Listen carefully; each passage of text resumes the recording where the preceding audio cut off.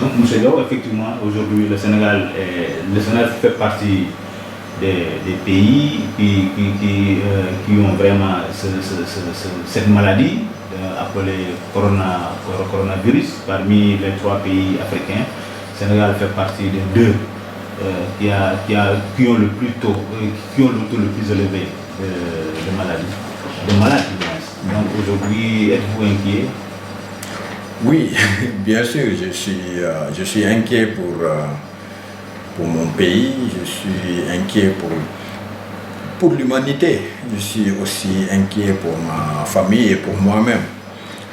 Et je crois que tous les indicateurs justifient cette inquiétude. En termes comment dirais-je, en termes de taux de propagation de cette maladie, de taux de mortalité. Heureusement, ici au Sénégal, on n'en a pas, pourvu que ça dure, que Dieu fasse que ça dure, qu'on n'ait pas un seul cas de mortalité. Mais si on voit les statistiques ailleurs, on se rend compte de la progression exponentielle de cette maladie. Et ça fait peur. Bon, le gouvernement du Sénégal a fermé effectivement ses frontières au niveau aérien avec certains pays. Êtes-vous d'accord pour cette... Mais je suis tout à fait d'accord avec cette décision et j'estime même qu'elle a été, à mon avis, elle a été faite un peu tardivement. Parce que les premiers cas qu'on a eus, tous ces cas sont venus d'ailleurs, principalement de la France. Donc au 4e cas, pour moi, on aurait dû arrêter.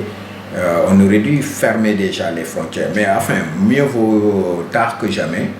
En tout cas, je salue cette initiative du président de la République, du gouvernement du Sénégal, qui a eu le courage quand même. Tout le monde sait ici l'influence très forte et la capacité de mobilisation que les familles religieuses de toute obédience ont, que ce soit chez nos parents chrétiens, les mourides, les tidjanes et consorts.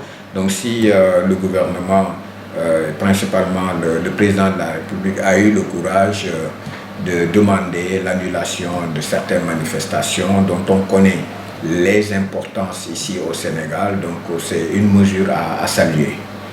Mais ce n'est qu'une partie du travail. À mon avis, le travail doit être la réflexion doit être poussée plus loin que ça.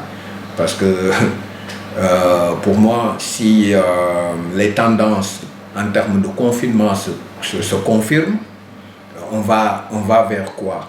On va où? On va vers une rupture de la chaîne de logistique. Parce que si les gens restent chez eux, il n'y aura plus de camionneurs, il n'y aura plus de bateaux qui vont circuler, ainsi de suite. Et si la chaîne de logistique se rompt, ça veut dire que la chaîne d'approvisionnement va être rompue.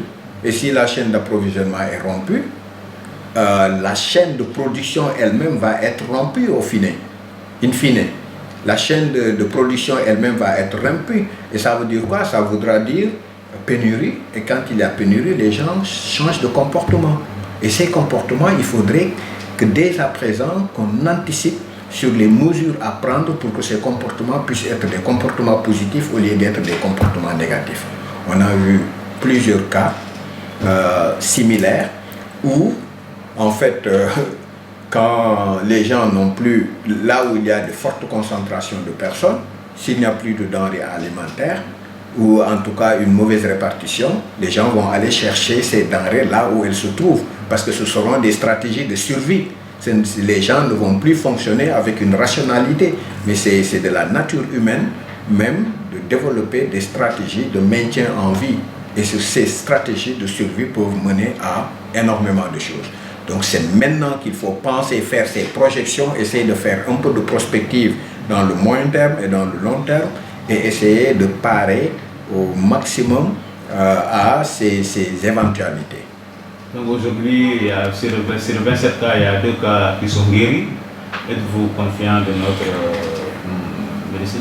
Oui, bien sûr. Moi, je suis très fier de nos institutions médicales. Je crois qu'on a eu une historique, on a un vécu par rapport à la gestion, et ça date des temps coloniaux. jusqu'à aujourd'hui. Le cas de l'Ebola est un autre cas à citer, un cas très positif où vraiment nos institutions médicales ont fait preuve d'une très grande compétence et d'une très grande capacité d'organisation, pourvu maintenant qu'on leur donne les moyens de travail. Mais pourvu aussi que l'ensemble des Sénégalais, que chacun, là où il est individuellement, prenne conscience qu'il peut jouer un rôle et qu'il peut aider l'État et aider les médecins, le corps médical, à maîtriser ce fléau. Si on gagne ce pari, je crois qu'on va encore, Inch'Allah, une fois de plus s'en sortir la tête haute. En quoi faisant? En quoi faisant, c'est-à-dire chacun doit s'approprier les mesures qui ont été édictées, les mesures d'hygiène, penser à se protéger, à protéger son prochain, fût-il ton ami, ton frère, ta fille, ta femme, fût-il le voisin ou un étranger. Nous sommes tous des êtres humains. Si chacun est conscient que avant de profiter de quelconque disposition, il doit en être lui un acteur et en faire profiter aux autres, je crois que le cumul de cette somme de comportements positifs ne va donner qu'un résultat positif, ne pourra donner qu'un résultat positif.